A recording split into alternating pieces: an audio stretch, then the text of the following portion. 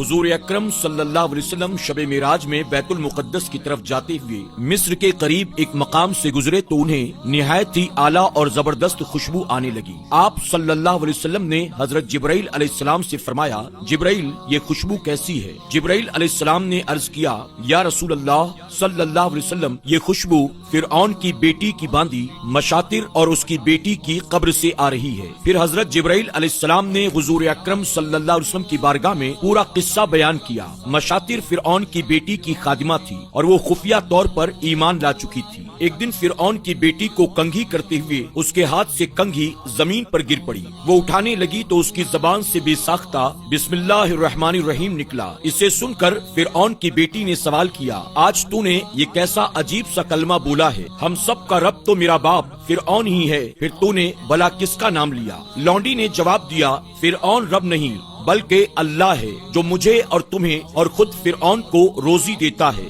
फिरऔन की बेटी ने कहा, अच्छा तो तू मेरे बाप के सिवा किसी और को अपना रब मानती है? उसने जवाब दिया, हाँ, मेरा, तेरा और तेरे बाप सबका रब अल्लाह ताला ही है। फिरऔन की बेटी ने ये बात अपने बाप को बता दी। वो सख्त गजबनाक हुआ और उसी वक्त उसने लौंडी को बरसरे दरबार बुला भेजा और कहा, क्या तू मेरे सिवा किसी और को अपना रब मानती है? लौंडी ने कहा, मेरा और तेरा रब अल्लाह ताला ही है जो बुलंदियों और बुजुर्गी वाला है। फिरऔन ने उसी वक्त हुक्म दिया कि तांबे की जो गाय बनी हुई है उसको खूब पकाया जाए और जब बिल्कुल आग जैसी हो जाए तो इसके बच्चों को एक एक करके इसमें डाल दिया जाए। आखिर में खुद उसे भी इसी में डाल दिया जाए। चुनांचे वो गर्म की गई। जब आग जैसी हो गई तो हुक्म दिया गया उसकी बेटियों को एक एक करके इसमें डालना शुरू कर दें। लौंडी ने कहा, बादशाह एक दरख्वास्त मेरी मंजूर कर दे, वो ये कि मेरी और मेरे बच्चों की हड्डियों को एक जगह पर दफन कर दिया जाए। फिरऔन कहने लगा, तेरे कुछ हुकूक अभी भी हमारे जिम्मे बाकी हैं, हम तेरी इस दरख्वास्त को मंजूर करते हैं। उसकी दोनों बेटियों को उसकी आंखों के सामने आग में डाल दिया गया।